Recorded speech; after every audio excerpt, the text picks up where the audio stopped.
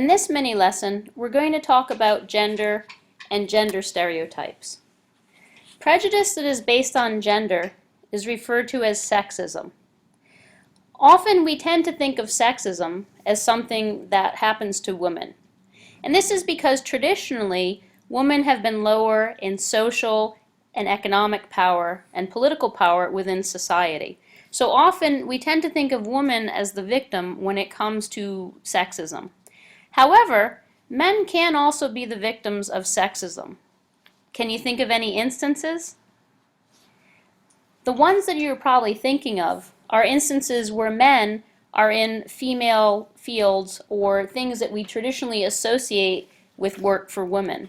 For instance, men who are nurses may face prejudice within their job, or men who are elementary school teachers may face prejudice within their job, because often people feel these are not typically masculine professions and they might give men a little bit of difficulty in that position. Just as women who are entering into engineering, it might be viewed that women are not really suited to that particular field, and they might sort of be stereotyped as not capable of doing math and not being particularly good in that particular field, and might receive prejudice towards them based not on what they're capable of doing, but based on stereotypes and attitudes.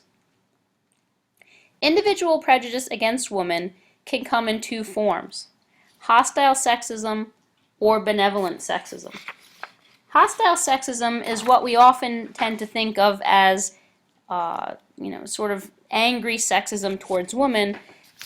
That is where women are harassed on the street, where women are called names, where women are sort of blatantly told that they are asking for something they do not deserve, whether it be economic equality, political equality. Hostile sexism is basically where there is anger and hostility towards women in general, and the feeling that women are trying to usurp men's position and power. Benevolent sexism at first might not seem necessarily negative.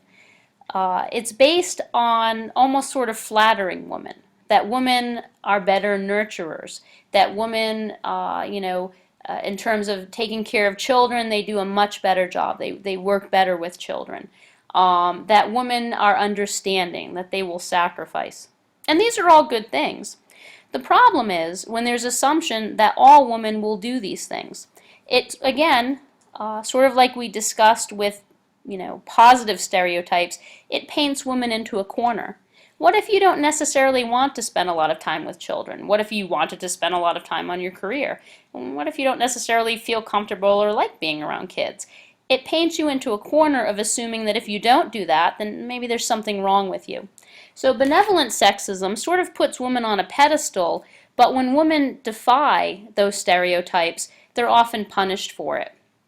For instance, there are some countries in which are fundamentalist in religion, and you will find that women will be put to death for adultery, but men are not.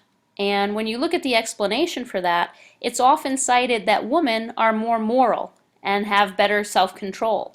So when a woman commits adultery, it's that much worse, because men are apparently unable to control themselves and are not so bright according to that particular doctrine.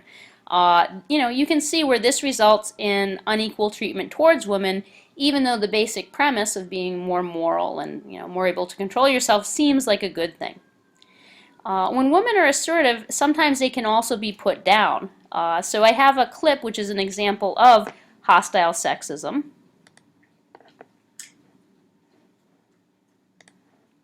So let's take a look. Number one is you just don't have this happen. So the airlines haven't felt the need to do this. Right. And two, it's not cost prohibitive, but it doesn't make any sense to do it because this happens so rarely. They could track these planes if they wanted. Sure, it's a lot of money. And by the way, They will from now on, and they'll pay the extra money from now on. But this just never happened. Can we go to news school for a second, please? And by the That's way, last week's question, and the theories are for later in the show, and I'll tell you why. Jesus Because we Christ. have everyone stop for a You second. stop and relax. Everyone, you just come on.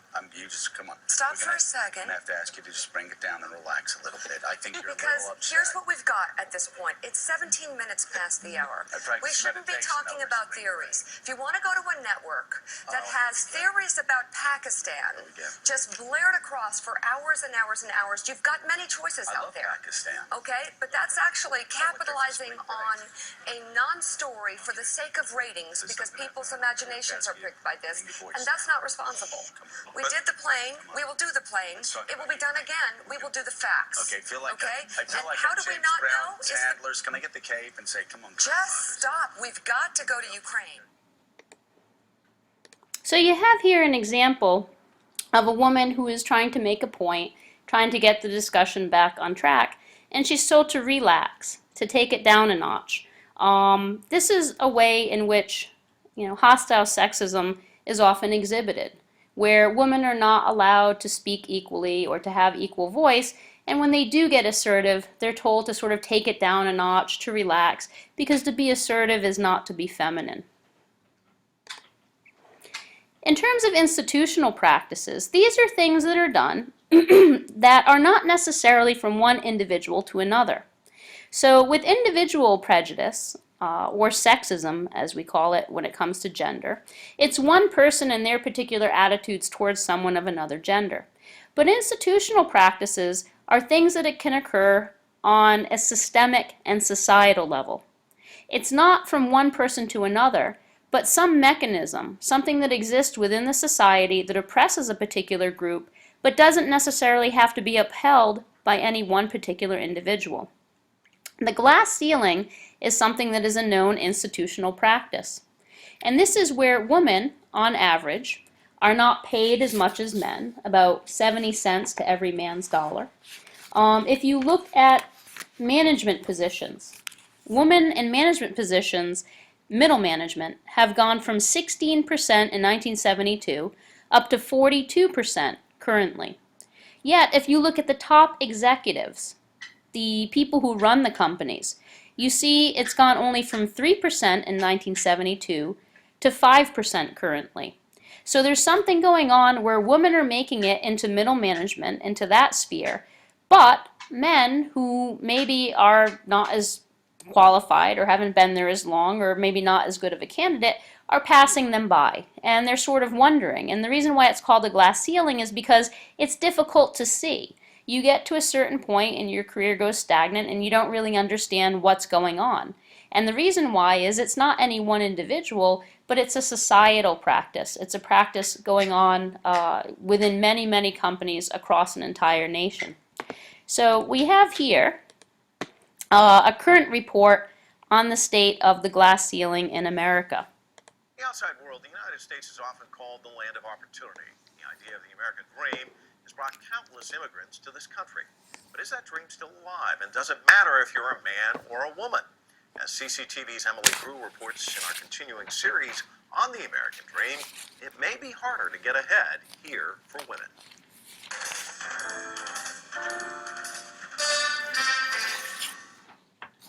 Getting in is not so hard. Rising to the top is harder. A 9-term Congresswoman, Jane Harman has pushed the glass ceiling a little higher. We have proven ourselves at every level of local and state and national legislative body, but the resistance is to women as executives. Only 6 states have female governors, and there's never been a woman U.S. president. The glass ceiling hovers over the boardroom as well. Only 16% of senior executives are women, and that number's been dropping.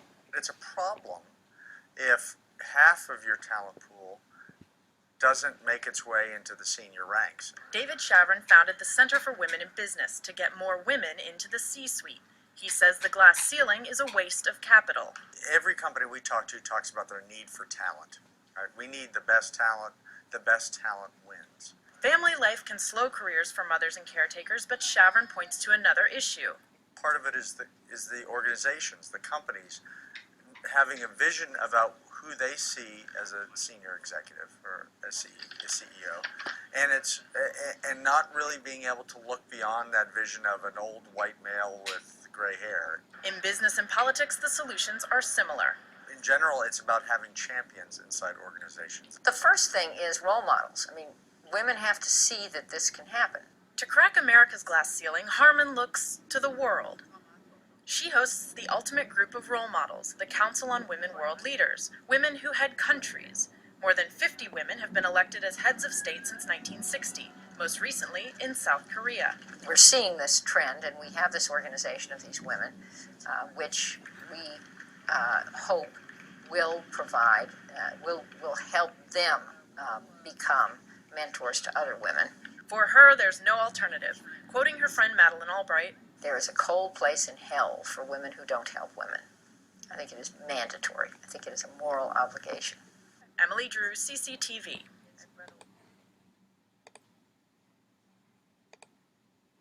Next, we're going to talk about tokenism. Tokenism refers to a hiring practice based only on group membership, which might seem good, kind of maybe like affirmative action. You say, oh, we don't have enough people, we don't have enough diversity here, we're missing out on a talent pool, let's do something about it. But tokenism is actually the opposite, where you hire someone based only on their group membership without the intent of really hiring anyone else from that group. The point is, if you have a token, you can then take the heat off yourself and say, oh, well, you know, there's Bob in accounting. You know, you can't accuse us of being, you know, not diverse. You know, Bob in accounting, he's Latino, you know. Or, you know, Jane over there in HR, you know, she's African American. You can't really say you know, our company doesn't practice diversity. But there's no one else in the company from any other background that is not majority white, and there's no intent on hiring anyone who is not from that background. So let's take a look at the sort of one of the best known tokens. If you're a fan of South Park, they do have a character name token. And of course, with South Park, there's always something funny that goes along with it. So Token is actually the only African American kid in South Park, but the joke is that he is actually wealthy while everyone else in South Park is actually kind of poor. So let's take a look at that sort of reveal from Cartman.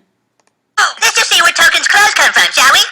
Ooh, Armani Exchange. Armani Exchange? The rest of us have to buy our clothes at J-Mart. Have you ever even been inside a J-Mart, Token?